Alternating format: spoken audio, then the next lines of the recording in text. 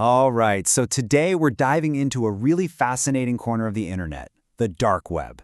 Now, you might know how to get there, but once you're in, how do you find anything? That's the real problem. It's this huge anonymous space, and honestly, without a guide, you are completely and utterly lost. And that really is the central question, isn't it? If Google, the tool we use to find literally everything, can't index these sites, then how does anyone get around? How do you actually find the forums, the markets, the resources that are hidden away on the dark web? So let's start with what we're calling the uncharted territory. To really get how you navigate the dark web, you first have to understand why it's so hidden in the first place. Trust me, it's not like the regular web we use every day. It's a totally different world with a completely different set of rules. Okay, so this really gets to the heart of it. On one hand, you've got the regular internet, the clear net. It's designed to be found. Search engines are constantly crawling it, indexing it, making it easy for you to search. But the dark web? It's built from the ground up for the exact opposite reason, anonymity. Its .onion sites are intentionally hidden, and you can't even get to them without a special tool like the Tor browser. And that is exactly why Google is totally useless here. It's much better to think of the dark web not as a web at all, but as a bunch of isolated islands of content. There are very few links connecting these islands, which makes it nearly impossible for any automated system to discover them. Without a guide, you're basically stranded. So if you're in this vast, uncharted territory, what do you need? You need a map. A guide, right? And that's exactly what we're talking about next. A guide in the shadows. We're going to look at the maps people have created to help find their way through the dark. And that brings us to websites like darkweb.org. Now this is a directory that lives on the normal, regular internet, but its whole purpose is to be a bridge, a map to the hidden one. It collects and organizes a big list of those .onion addresses, giving you a potential starting point for your journey. The process itself is surprisingly simple. It's kind of like a three-step dance. First, you go to the directory on your normal web browser. Second, you scroll through and find a link that looks interesting. And third, you copy that weird-looking .onion address and paste it into the Tor browser. That browser is the only key that can unlock the door. Okay, so we've got this map. What kind of places does it actually lead to? What's on it? Well, this next section dives into the kinds of categories and destinations you'll find listed in these directories. And the range of stuff might be a little wider than you think.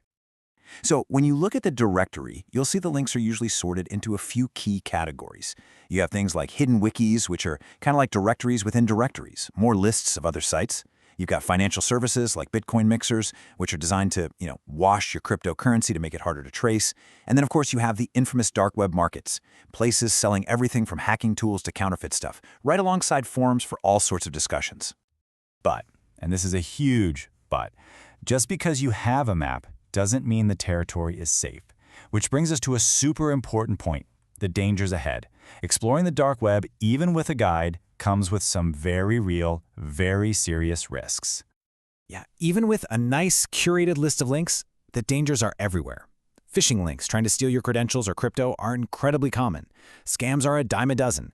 And because the dark web is so volatile, a lot of the links are just dead, or they lead somewhere else entirely. And of course, there's always the very real risk of stumbling upon some truly illicit or just deeply disturbing content. You don't even have to take my word for it. The warnings from the community itself are pretty stark. This quote really says it all.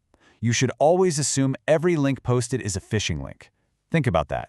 The baseline, the starting point, is to assume that every single thing you click is a trap. That's the level of caution you need here. And this second warning builds on that. It's not just about bad links. It's about bad actors. The advice to verify PGP keys is all about trust.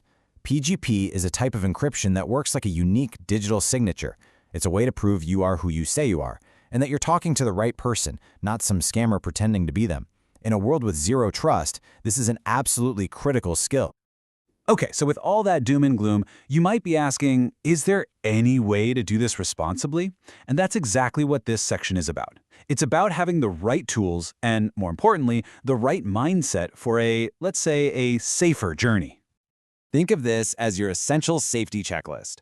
First, using the Tor browser is non-negotiable. You have to. Adding a VPN on top of that can give you another layer of security. It's also absolutely crucial that you maintain total anonymity. Never use your real name, email, anything. And finally, like we just talked about, learn how to verify trust with tools like PGP before you engage with anyone. And let me be crystal clear about this last point. A directory website is just a list of links. It is not a legal shield, it is not a get-out-of-jail-free card. While just accessing the dark web might be legal where you live, what you do there is entirely on you. You are responsible for your own actions, and you absolutely must know and follow your local laws. So all this leaves us with one final big question to think about. These directories are essentially maps to the dark web.